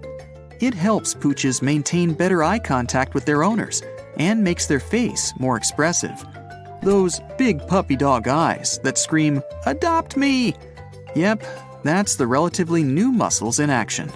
Because of tectonic plate movements, the Pacific Ocean shrinks by 1 inch every year, and the Atlantic Ocean gets bigger by the same amount. The gap between responses in a conversation usually lasts about 200 milliseconds. Experts say it's the smallest human response time. Sea otters have the densest fur of any animal on our planet. These creatures have more than 1 million hairs per square inch of their bodies. Plus, their fur has 2 layers. There's a shorter undercoat and a guard coat, which is longer. These 2 layers trap air twice as effectively. It prevents water from getting on the animal's skin. The water temperature doesn't usually rise above 35 to 40 degrees Fahrenheit in the deepest parts of the ocean, unless you get close to a hydrothermal vent. The water released by such vents can be heated up to 750 degrees Fahrenheit. Only immense pressure at the ocean floor keeps it from boiling. The Empire State Building's tower was designed to serve as a docking station for dirigibles. At that time, people believed these airships would become the main means of transportation in the future. The project included gangplanks, check-in and customs offices, and so on. But then, the engineers realized the wind up there was too strong for their plans, so they gave up on their idea. These days, there are only 2 ice sheets in the world left after the planet's last ice age. The first is the Greenland ice sheet. The second, the Antarctic ice sheet, is enormous. Clocking in at more than 5 million square miles, it's the size of Mexico and the continental US combined. Angel Falls, the largest uninterrupted waterfall on the planet, is more than twice as tall as the Empire State Building. During the dry season, the falling water sometimes evaporates before it reaches the ground. Tsunami waves often go unnoticed. They don't rise for more than several inches above the surface until they reach shallow waters. When the ocean is deep, though, these stealthy waves can travel at a speed of 500 miles per hour. That's as fast as a long-distance passenger airplane. Actors' brains work differently every time they're in character. Psychologists say it looks as if they're suppressing their own personalities while acting. It's as if their characters possess them. Corals that live in shallow waters produce their own protection from the sun. Without it, sunlight would harm the algae living inside them. To protect these algae, which are the main sources of food for the corals, they fluoresce. This process makes proteins that act like sunscreen. Facebook was once experimenting with artificial intelligence and created 2 AI chatbots. They could talk to each other, but the experiment had to be shut down. The bots started to communicate in a language no one but them understood. Experts have a better explanation than a robot uprising, though. They're sure the networks were just trying to improve the human language to interact more effectively. The Milky Way galaxy, which is our home galaxy, is more than 100,000 light-years across, and 1 light-year is the distance light travels in a year, moving at a speed of more than 186,000 miles per second. Almost 90% of all the volcanic activity on Earth happens in the oceans. The South Pacific has the largest concentration of volcanoes people know about. There's one volcano cluster that has 1,133 volcanic cones. All of them are active and cooped up in an area the size of New York State. When you arrive at a new place while traveling, your brain can't relax. It's called the first night effect. One side of your brain remains alert, because what if there's some danger lurking in this new environment? It's usually the left side of the brain that's more awake when you spend your first night in an unfamiliar place. Scientists believe the way people speak was once changed by our diets. When our ancestors started to eat softer foods, like vegetables and grains, their teeth and jaws changed. That's why people started to use softer sounds, like V and F. The Jemchug Canyon in the middle of the Bering Sea is the largest underwater canyon ever discovered, and it's 2,500 feet deeper than the Grand Canyon. When you lose weight, your fat cells don't disappear, they just become smaller. But when you put on some extra pounds, your fat cells grow both in size and in number. One mouse species living in the forests of Central America can boast an incredible musical repertoire. These tiny creatures reply to each other with the help of almost 100 notes. When you snap your fingers, it's not your thumb that produces the sound. What you hear is your middle finger hitting against your palm. Cows don't like it when they have to stay away from their best friends. These animals have strong social bonds and make BFFs. When their close friends are away, cows even show physical symptoms of stress. There are more treasures and artifacts at the bottom of the ocean than in all museums in the world combined. Bug sprays don't actually repel mosquitoes. They just mask your smell and create a barrier so that bugs can't detect the carbon dioxide and lactic acid they're attracted to. It seems strange that a commercial jet doesn't have keys to turn it on, but it's a bit more complicated than just turning a key. Instead, there's a series of buttons and dials on the control board that starts the complicated process. A battery provides the power to the aircraft that is charged through a small electric generator within the jet's tail.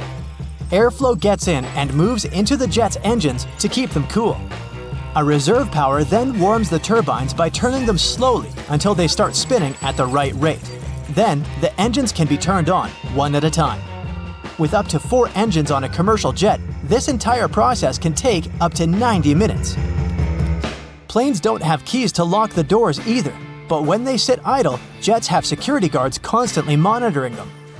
But even if someone happened to get past them, it wouldn't be a quick getaway. When you enter the plane, the captain keeps a close eye on the boarding process. They are not only in command of the flight deck, but also of the passenger's cabin. To become a commercial pilot, you gotta have a distance vision of at least 20/20. But depending on the airline, it's sometimes okay if your perfect vision is assisted with glasses. It's time to find a seat on the plane. You checked in late, and you've already had an unpleasant experience of not getting on your flight like that in the past. This is because airlines purposely overbook their flights, just in case there are no-shows or cancellations. So, you didn't get to choose your seat this time. You walk past the front seats in jealousy. There are seats that are always taken much faster because everyone wants to leave the plane as soon as possible after it lands. But if you're choosing safety over early departure, the back is the place to be. It's estimated to be 40% safer in the rear end of the plane.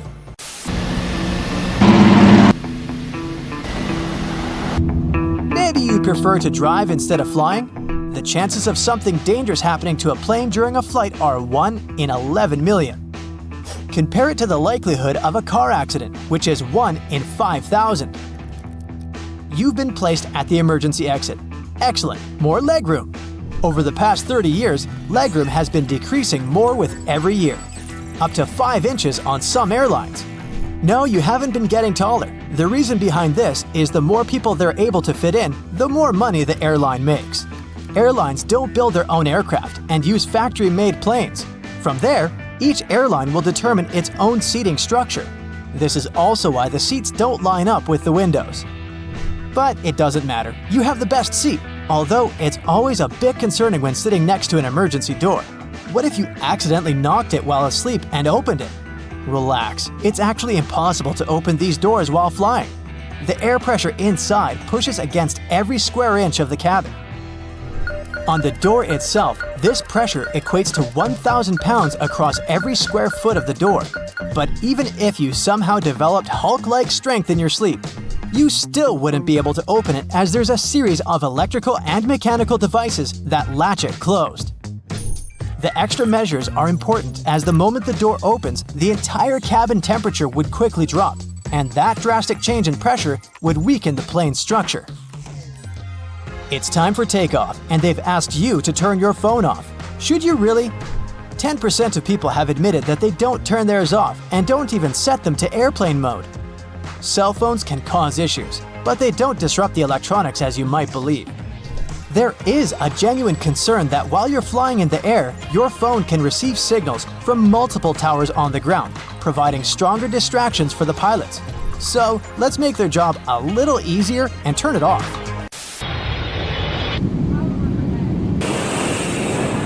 The plane has reached 40,000 feet, your ears have popped, and the seatbelt sign is turned off. The flight attendant walks down the aisle with their arms held outward. Within such a thin passage, they walk this way as it helps with their balance. They try to avoid disrupting passengers, so they don't use the headrest of the seats. And in case of sudden turbulence, there are special grabbing spots under the overhead luggage bay. It's estimated that 500,000 people are flying in the sky at any given time. So right now, you're part of that special group involving 0.1% of the world's population.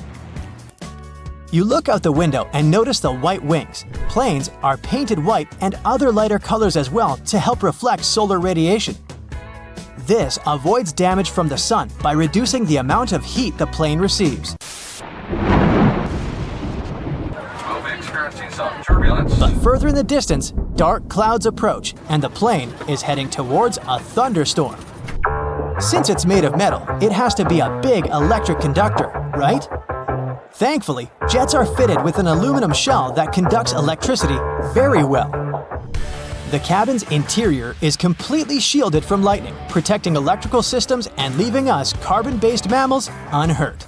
A plane is so perfectly built for electrical storms that it's one of the safest places to be. There haven't been any major incidents from a storm since the 1960s. You're thirsty and you're aware that you should have brought your own water. When aircrafts land at each location, they refill their water supplies. The water quality in a plane is based on where they collected the vital liquid. Many things contribute to the water quality of every airport. Water cabinets, trucks, carts, and hoses all could be of different standards.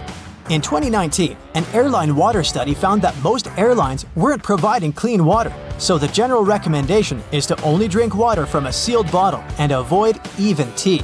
But the food is perfectly fine. As you sit back down, you notice the cabin is cold. Super cold, to be honest. It's intentionally set to around 71 degrees Fahrenheit, for a good reason. When people become vulnerable to fainting, it's due to not receiving enough oxygen. And when there's warm air mixed with high cabin pressure, fainting becomes more common. So, while the cold air is helping those who need it, you've been provided with a blanket for your comfort. Warmed up with a blanket, you notice the dry air running through your nose, and it dehydrates your lips and eyes. But don't worry, the air is completely safe and very clean. 40% of the air is recycled and goes through a thorough cleaning system to remove all dust and airborne bacteria, and the other 60% comes from the outside. The humidity levels in the air get very low, and that's why you feel all that discomfort. It's now dark outside as the plane begins its descent to land, and the lights are dimmed. The dimmed lights aren't for the pilots or crew or those at the airport. They're for you. If something goes wrong while landing when it's dark, they'll have to start an emergency procedure. The dimmed lights are there to help your eyes adjust and help you follow towards the exit in the dark easier. But luckily, today, it won't be necessary, as your journey has come to an end. Hey, summer's coming. Here's our Bright Side approved checklist of stuff you gotta take with you, plus some tips for you to be fully prepared for your vacation. No matter how hard we try, we sometimes tend to overpack. Who, me? Now, remember one thing, the bigger your suitcase is, the more you will try to cram into it. Next time you pack your stuff, try to stick to a 5-4-3-2-1 rule. This rule says that for a 1-week vacation, we can easily limit to 5 pairs of socks and underwear, 4 tops, 3 bottoms, 2 pairs of shoes, selected by how active you're planning to be on your vacation, and 1 hat. But I suggest we add one more item to this rule, a lightwear rain jacket like this one. It takes no more space than 2 pairs of socks, but it can be a lifesaver for unpredictable weather conditions. If you're afraid your clothes will get dirty fast and you'll have to hide those ketchup stains on your vacay photos, there's a solution on how not to do it. Have you heard of on-the-go detergent? These are small packets you can throw in your suitcase and hand wash your clothes in the sink. Binder clips may seem to have nothing to do with vacations. After all, these are office essentials. But let me try to bring you over. They have a ton of applications. Use them to hang up wet clothes, hold broken luggage straps together, you name it. If you still prefer to ignore the 5-4-3-2-1 rule and you're struggling to cram a couple more sweatshirts into your suitcase or backpack, plastic bottles are going to help you out. Grab one and cut it in 2 halves. Next, you're going to need an elastic band. Then roll the sweatshirt you need in a very tight roll and put it in between the 2 bottle halves. Secure this weird construction with an elastic band and voila! It now takes up way less space in your luggage. But if you're not into DIY solutions, here's another option: packing cubes to organize clothes. They'll keep all your stuff well organized, and you'll easily find what you need without digging through your entire suitcase. Plus, they come in a variety of colors and sizes, so you can separate your clothing by type or color. Well, isn't that neat? Staying connected is essential when traveling, and a portable phone charger can help ensure that your phone stays charged even when you're on the go. Look for a charger with multiple ports so that you can charge your phone and other devices at the same time. Just a quick tip here: many devices are now switching to Type-C cables, so make sure all your devices are compatible with your portable charger. If you're a frequent traveler, here's a piece of advice for you. Never ever unpack your toiletries. This way you won't forget anything next time you fly. The best solution is to keep a separate kit with all the products you need, like a contact lens case or a toothbrush. But if you still don't have one, it's high time you made up your goodie bag with your essentials. You probably already have small bottles at home. Make sure it has an inscription on them claiming the bottles are not over 3.4 ounces if you plan to take them on board. However, if you have no bottles, there are plenty of them online, like this one. The kit you want to buy should have funnels to pour any shampoo or gel easily. Some of the kits even have scoops, which is great. You can do ice cream. No, sorry. They help portion out a small amount of moisturizer so you won't spoil the entire jar with your finger grease. However, there are a couple of things you better keep in your pockets and not in the toiletry kit, like hand sanitizer and lip balm. While everything's pretty clear with hand sanitizer, lip balm has way more uses than you can imagine. If you have dry cuticles, lip balm will make them soft and pliable again. If you want to clean up your makeup, lip balm and a Q-tip will work wonders, unless it's minty. You can even use it instead of eyebrow gel if you left yours at home, and it can also help tame flyaway hairs. Traveling can be uncomfortable, especially when trying to sleep on a plane or in a car. A compact travel pillow can make a big difference in your comfort level and help you arrive at your destination feeling refreshed. Keeping your belongings safe while traveling is essential, and TSA-approved travel locks can help. These locks can be opened by TSA agents without damaging your luggage, making them a great option for air travel. The world is very diverse, and so are plugs. If you're traveling to a new and faraway destination, don't forget to check what kind of plugs they have there. For example, if you're traveling to the UK, you can stick to this adapter. A small spray bottle can significantly upgrade your look. Yes, it can. For example, if your favorite t-shirt tends to wrinkle a lot, you can sorta iron it with a spray bottle. Hang it up and spray it with water. The wrinkles will disappear, and your t-shirt will look fresh and presentable, hopefully. Now let's talk duct tape. Duct tape in your luggage may be pretty stress-relieving. Now picture it. You're going back home with a whole bunch of gifts you bought for your family and friends. Whoops! The zipper on your suitcase just didn't resist the pressure, and it busted. Duct tape is coming to the rescue. Yeah, a suitcase wrapped in duct tape might look somewhat funny, but it's still better than shelling out a pretty penny on a brand new suitcase you weren't planning to buy. Yeah, that does make sense. Laundry bags may come in handy when you separate your dirty clothes from your clean ones. I know, you can do that with plastic bags, but laundry bags are sort of more eco-friendly. Plus, once you come home, they'll spare you some time. You won't need to dig through your suitcase trying to find all the clothes you want to wash. You'll just need to throw the laundry bag into the washing machine.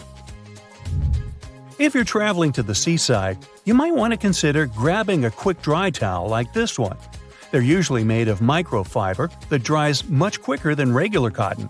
Plus, these guys are pretty low maintenance, as they can be machine washed at up to 130 degrees Fahrenheit. Next on, dryer sheets. You know, we all sweat, and our feet sweat too, especially if we walk miles and miles exploring a new location.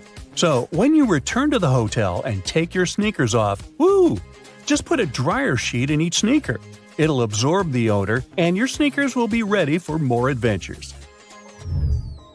English is surely an international language, but you may still get into a situation where no one speaks English and you don't have an internet connection to Google Translate what you want to say. To play it safe, create a set of flashcards with essential vocabulary to help you out in basic situations. A favorite snack may be one of the most commonly forgotten by travelers' items. Yeah, they do give you food on the plane, but sometimes you may want to have an alternative. Plus, your snack can even save your budget in case you have a long connection. The prices in the airport lounge are crazy. Even if you travel in summer, it doesn't mean you don't need any warm clothes. Make sure you have a zip hoodie or something of that kind, especially on board. Thing is, you never know if it's going to be cold or hot on the plane.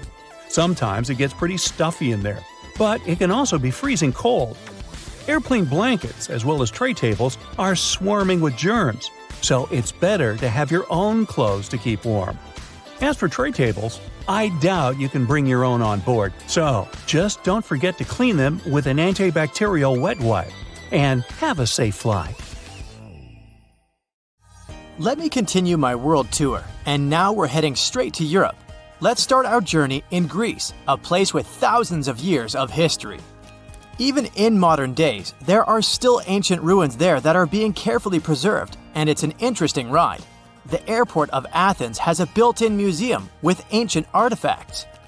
And here's how ancient and modern coexist there.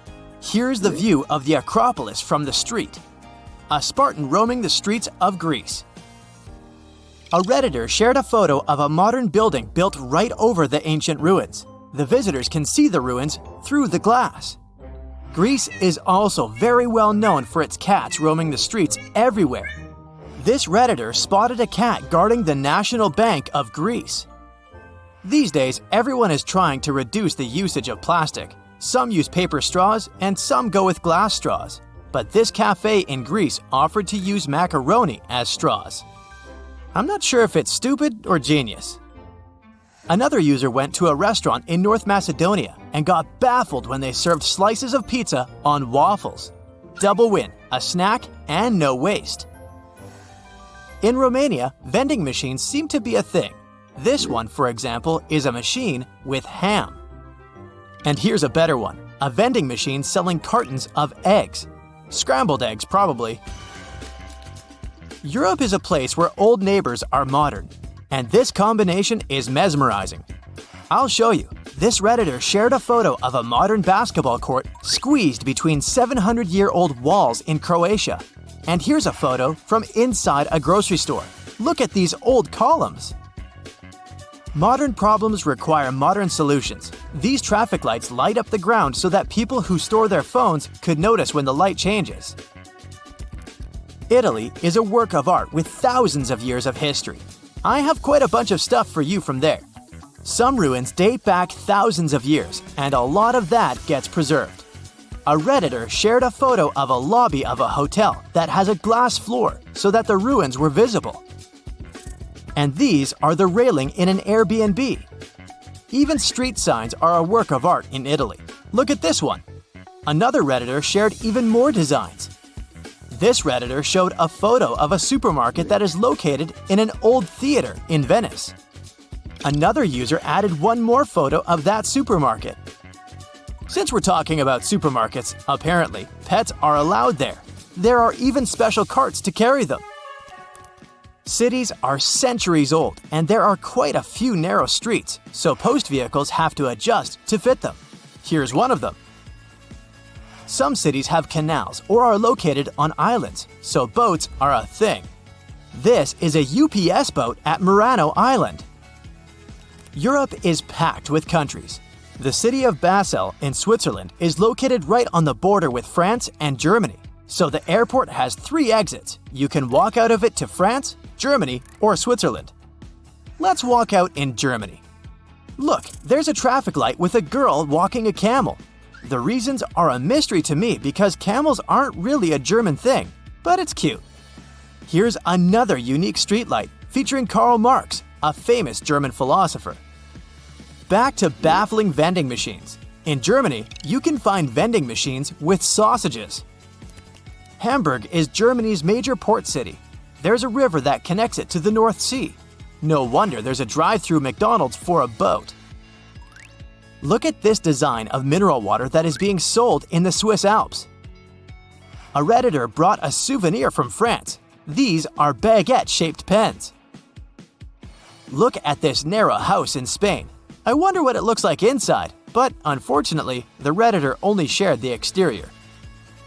In Portugal, cell phone towers are disguised as trees. And this is a bus that can ride the roads and then turn into a boat. A Redditor spotted doors in London that have doorknobs in the center. This seems super inconvenient, but apparently the handle doesn't turn and exists only to pull the door closed.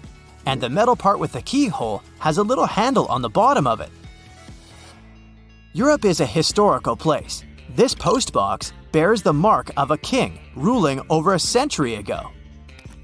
Back in the day, red telephone boxes were in high demand. Nowadays, when every person has a cell phone or 2, not so much. So telephone boxes are being used in different ways. This one, for example, is now a smartphone repair shop. Luxembourg is a small but rich country squeezed between France, Germany, and Belgium, and they have baguette vending machines. Let's move north first, to the Netherlands. Farmers border their fields with a strip of flowers and put up a sign with a QR code, where people can pay for picking the flowers. And here's just a weird installation spotted by some Redditor. In Denmark, in Aarhus, a city founded by the Vikings in the 8th century, you can find traffic lights with Vikings pictured on them. Some trash cans in Swedish subways have a separate space for cans. Homeless people can pick them up and exchange the cans for some cash. There's a giant statue of a silver moose in Norway. And these are signs on bathroom stalls depicting reindeer. Apparently, Finnish people are as polite as Canadians. On the bus, they have a button to thank the bus driver. Also, a Redditor spotted a raccoon pattern on a bus seat. We all know rocking horses. Most of you probably had one in your early days. Well, Finnish little people have rocking moose. Many people come to Iceland hoping to see the Northern Lights. A Redditor had a phone in the hotel which had a special button to wake the guest up when the Northern Lights appear. Lithuanians sometimes put fake police cars on the sides of the road to combat road speeding. Europe has been ruled by kings and queens for centuries. Even today, many countries like the UK, the Netherlands, Spain, Denmark, Belgium, and some other countries have monarchs. So, no wonder that there are hundreds of castles scattered across Europe. Poland doesn't have any monarchs these days, but it still has 500 castles. Here's a warning sign for ghosts next to one of them. In Wrocław, all landmarks have a model so that visually impaired people could touch and see them too.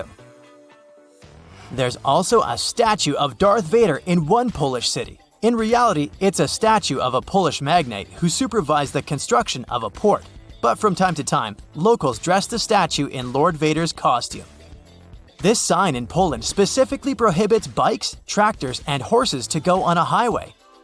In some places, there's a separate line on the sidewalk for people who are walking and staring at their phones. And now we travel across the Atlantic to Africa.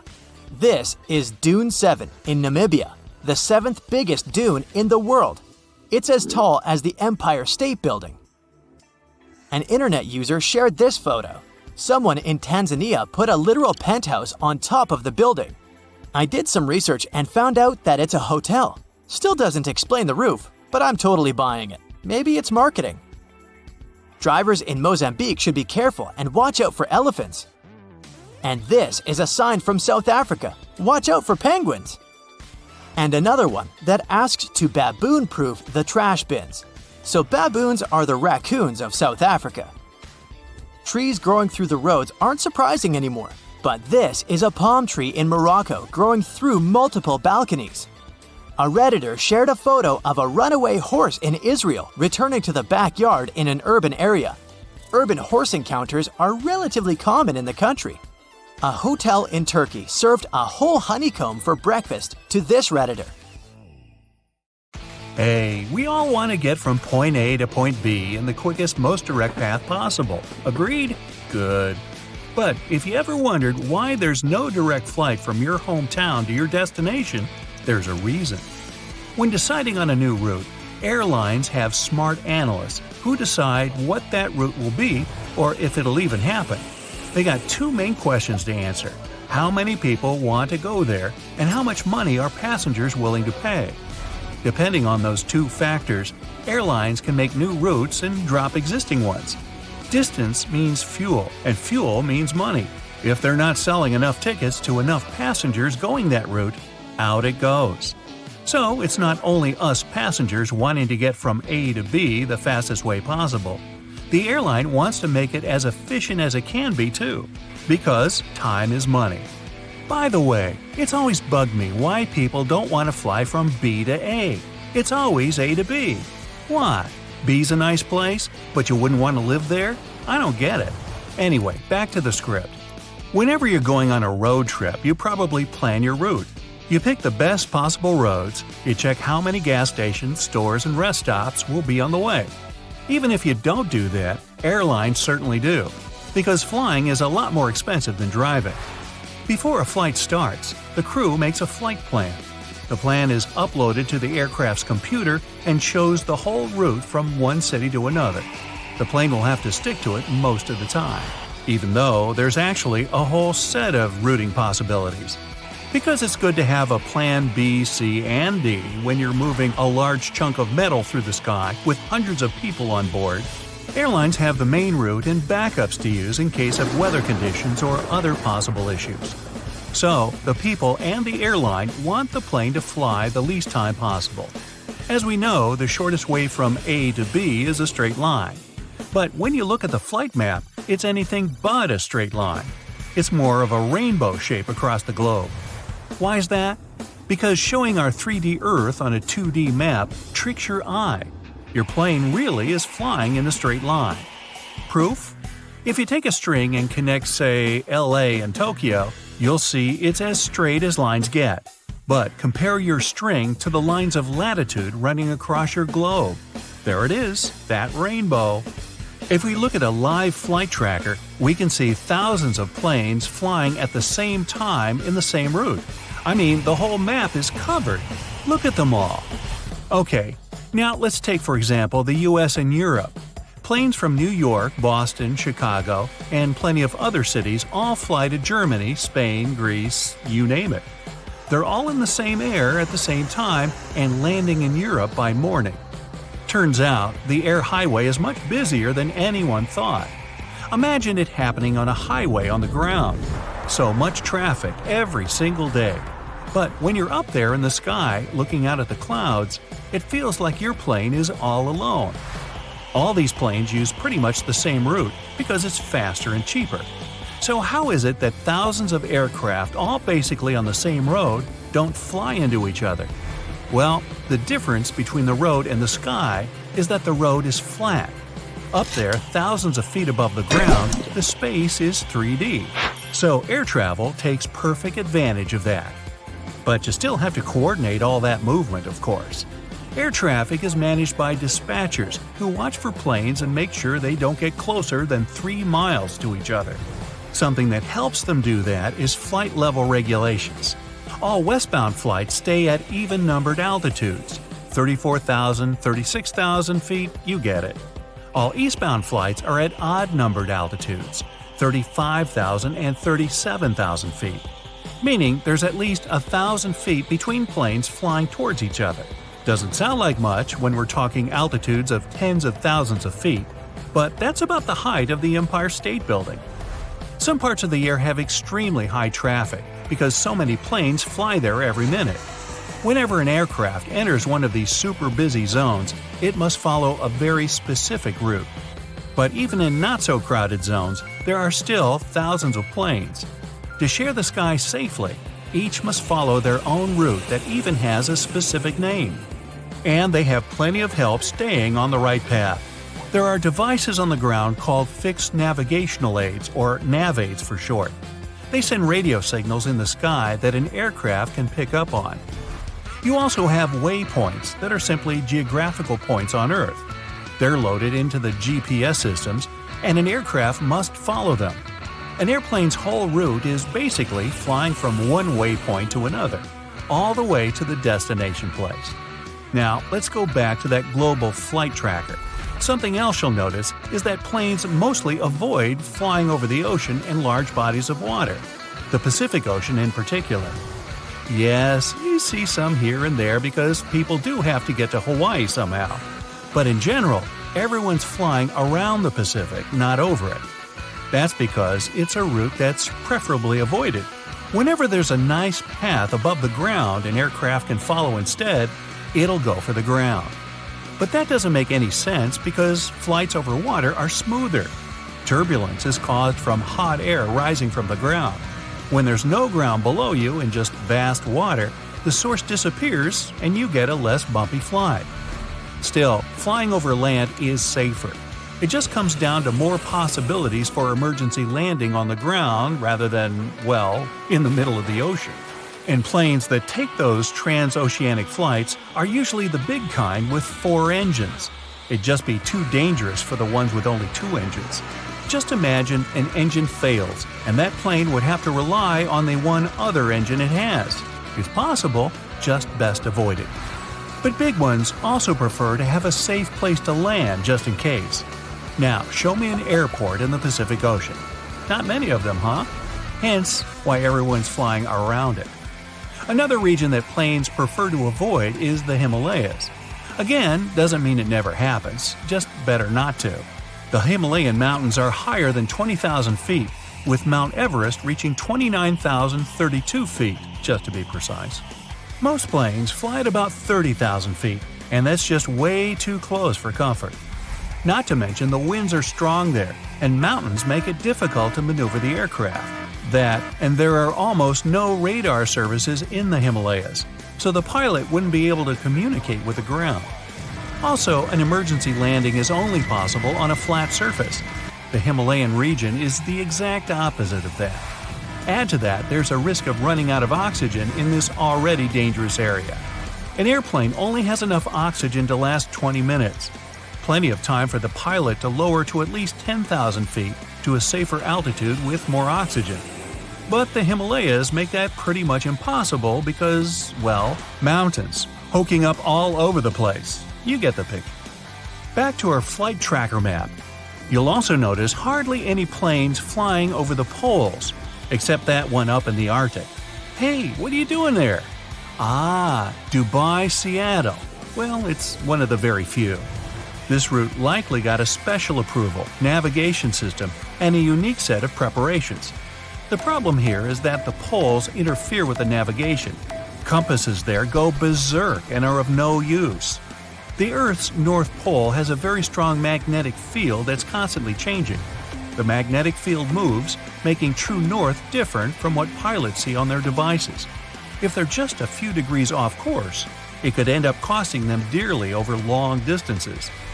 That's why very few planes actually fly over the Arctic. And forget about Antarctica, nobody's flying over it.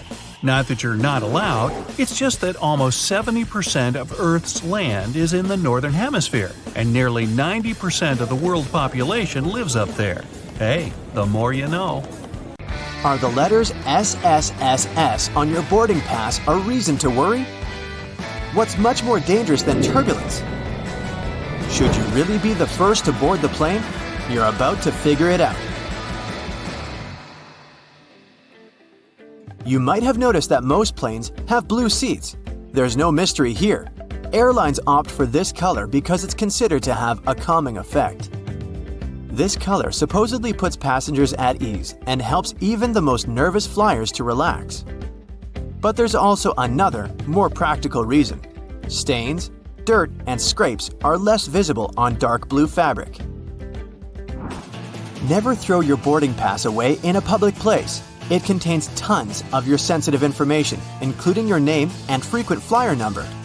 This, in turn, may allow someone else to check your future bookings, change your seat, or even cancel your flights. So the best way to deal with the boarding pass for a flight you've already boarded is to take it home and feed it through a paper shredder. By the way, if you ever see the letters SSSS or S on your boarding pass, get ready for additional security checks. Instead of these letters, there may be a checkerboard pattern. Anyway, if you have any of these marks, your carry-on luggage can also undergo a thorough inspection. Why might they choose you for secondary screening? Some of the criteria are making a one-way reservation or paying cash for your ticket. In some cases, the selection is absolutely random. Look, your gate is open and the boarding is started. Wait, where are you running? There's no need to hurry. The trick experienced Globetrotters use is always board last. For one thing, you don't have to waste time standing in line. Then, there are fewer people on the jetway and in the aisle, and you spend less time on the plane. No one is going to take your seat anyway. There's one exception though. If you have a bulky carry-on bag, it may make more sense not to board last. Otherwise, the chances are high that all the overhead bin space will be occupied by the time you reach your seat. And then your bag may end up in another part of the plane, and you'll have to wait till the other passengers disembark before you get to your luggage. Duh! Before takeoff and landing, flight attendants usually flip a small switch on the bathroom door. This prevents it from flying open when it's not supposed to. With the same ease, a flight attendant can open the door when someone is inside. Look, they only need to lift the lavatory sign and move the knob into the unlocked position. Pilots don't worry about turbulence. That's because they know that there is a thing way more dangerous than any turbulence. It's an updraft. In most cases, turbulence only drops you a couple of feet down, even though it might feel as if you're falling from the top of the Empire State Building. If the turbulence is strong enough for the pilots to ask flight attendants to sit down, the plane can go 10 to 20 feet down. The most extreme white-knuckle turbulence is super rare. But an updraft is a big air mass, part of a storm or some other weather phenomenon, moving upwards. Pilots don't see updrafts on their radars at night, and when a plane hits one, it feels like driving over a huge speed bump at 500 miles per hour. An updraft is also extremely treacherous because it can push an aircraft upward to dangerous altitudes. Modern planes have a special system that detects other aircraft, mountains, and different solid objects in their path. 10 miles away from another plane, and a voice in the cockpit starts chanting, "Traffic, traffic." 5 miles closer, and the same voice begins to give pilots the directions. Airplanes can operate with one engine, even during takeoff and landing. Both engines failing simultaneously is almost unheard of. But even then, a plane wouldn't drop from the sky like a rock. Pilots would have up to 20 minutes to find a suitable place to land. The way the cabin is pressurized has a great effect on your taste buds. You lose up to 30% of your ability to taste sweet and salty things. In other words, it's not that airplane food isn't tasty, you just don't feel its flavor. That's also the main reason why airline catering companies add extra salt and spices to the dishes they cook. But you know what may help you? Noise-canceling earphones. For some reason, that probably has a scientific explanation. Cutting off all that noise around can help your taste buds. Each of those dings you hear during the flight has its own meaning. In most airlines, a boing soon after takeoff indicates that the landing gear is getting retracted. 3 dings in a row means more urgency than just one. A high-low ringtone informs crew members that their colleague needs them in another part of the plane. 3 low chimes means some serious turbulence ahead. Crew members are supposed to put away meal carts, take their seats, and fasten their seatbelts. If you're a nervous flyer, pick a seat in the middle of the cabin. Turbulence mostly affects the front and rear parts of the cabin. The middle section, which is over the wings, doesn't shake so much. Pilots and co-pilots eat different meals. The reason for this precaution is very simple. Imagine both pilots having the same dish and getting food poisoning. In this case, neither of them will be able to control the plane. If they still want to have the same dish and won't agree to have anything else, there's a safety net. Pilots don't have their meals at the same time. If one pilot ate the dish and still feels okay several hours later, the other pilot can brave their meal as well. What would you say when asked about the filthiest place on a plane? Nope, that's not the toilet seat. It's not even in the bathroom. Flight attendants warn that you should be particularly careful with headrests, seat pockets, tray tables, and seat belts. Experiments have shown that 1/3 of all seat belts have yeast and mold on them. Most tray tables are covered with bacteria. Seat pockets are extremely filthy too, but headrests are the dirtiest of them all. In most cases, flight attendants don't have enough time to change or disinfect them in between flights. If your captain announces they're finishing some paperwork, it means they're busy revising the flight itinerary or waiting for the ground staff to prepare the flight logbook. That's a journal that contains the official record of a journey. Some places, especially those flying long distances, have secret bedrooms for crew members to catch some shut-eye.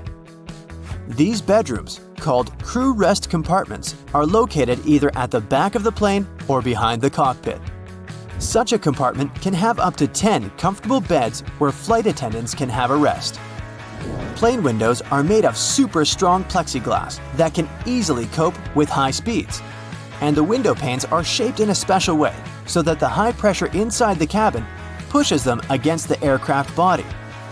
In other words, plane windows are very unlikely to get broken. Once upon a time, plane windows were square, but the pressure built up in the corners of such windows, making them ultimate weak spots.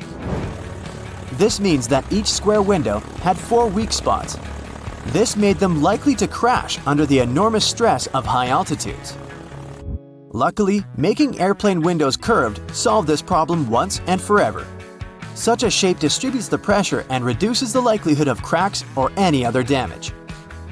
Planes regularly get struck by lightning, at least once a year or once per 1,000 hours of flight time. These days, it's totally safe. The electric charge simply runs through the aircraft's aluminum shell. It doesn't cause the plane any damage. But did you know that airplanes not only get hit by lightning, but they also trigger it? When an aircraft is flying through a cloud, the friction between its fuselage and the air creates static electricity. Sometimes it can cause lightning. It's your first trip to Egypt, and your new friends there invited you for lunch. The food seems a bit dull, so you decide to spice it up with salt and pepper. You don't see it on the table, so you ask the host for it, and you notice everyone's shocked. It turns out it's a huge insult to the cook when someone wants to change the original taste of the food on their plate. The cook made it that way for a reason, and wanting to spice it up means showing that the dish wasn't good enough. You're used to doing it as a kind gesture around the world, but don't tip waiters, taxi drivers, or hotel workers in Japan. They can get offended because they already get paid for providing you with good service, and there's no need for extra money to make it any better.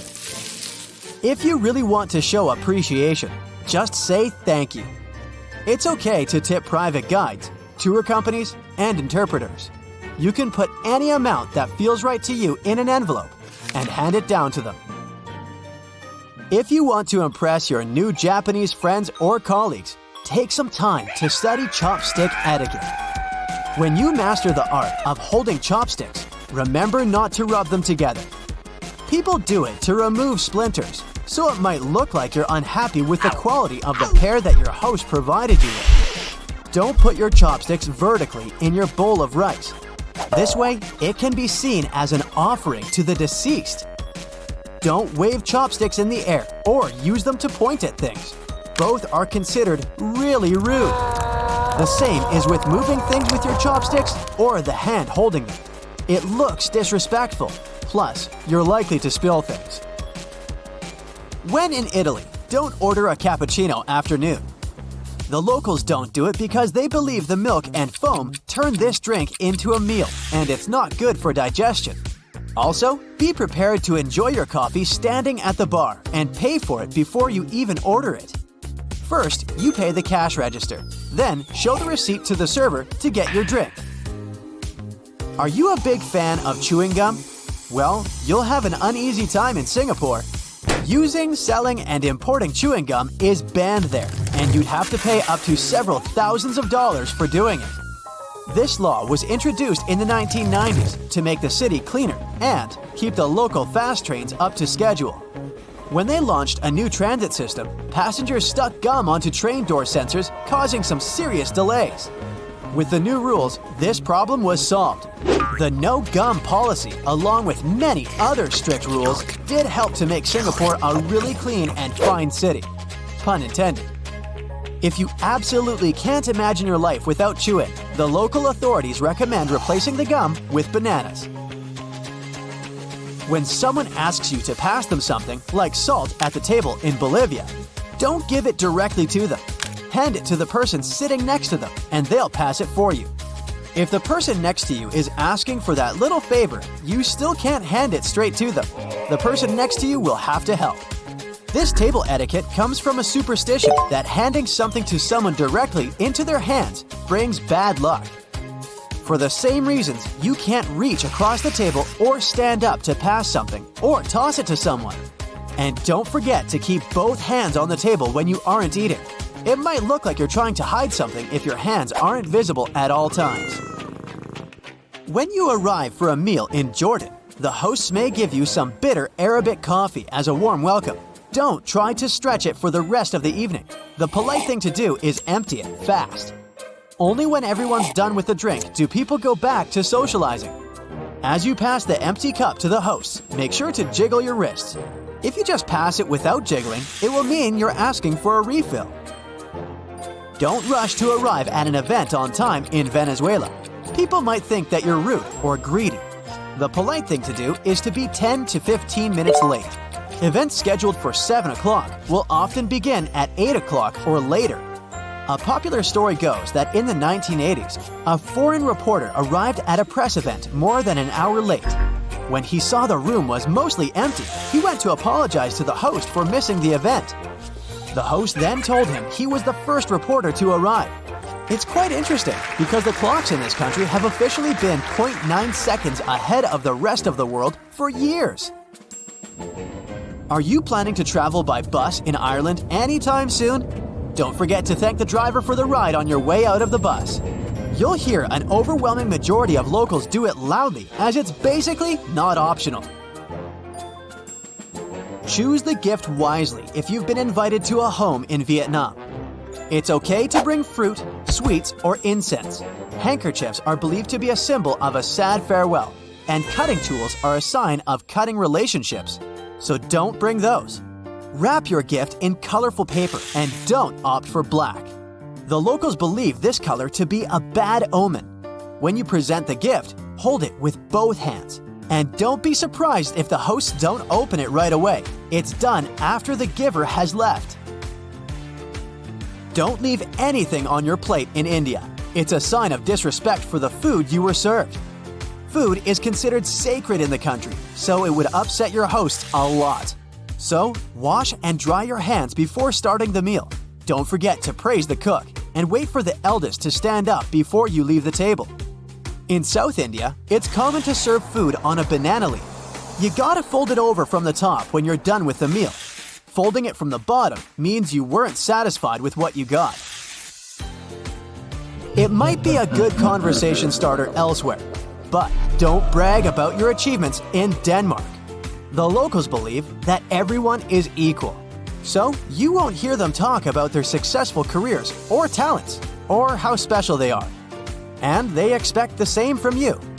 If you're looking for a good topic, they'll gladly talk to you about the greatness of their country. The Danes are really proud of it and all its wonders. If you're going on a trip to Germany and plan to drive on the famous Autobahn, make sure to tank up before you hit the road. Stopping, parking, making U-turns, and backing up on this super speedy highway is illegal. Yes, even if you have to stop because you've run out of gas, you'll have to pay a fine since you were supposed to plan things better.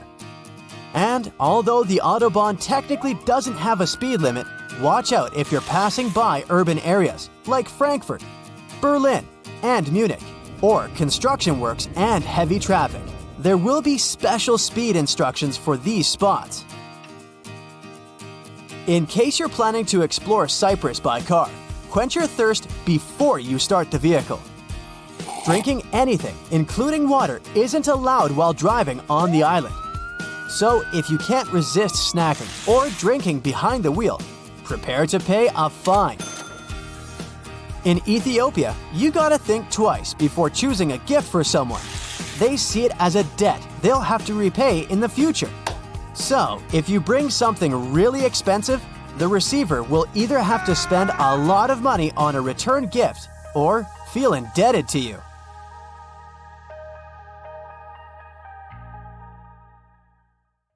That's it for today. So hey, if you pacified your curiosity, then give the video a like and share it with your friends. Or if you want more, just click on these videos and stay on the bright side.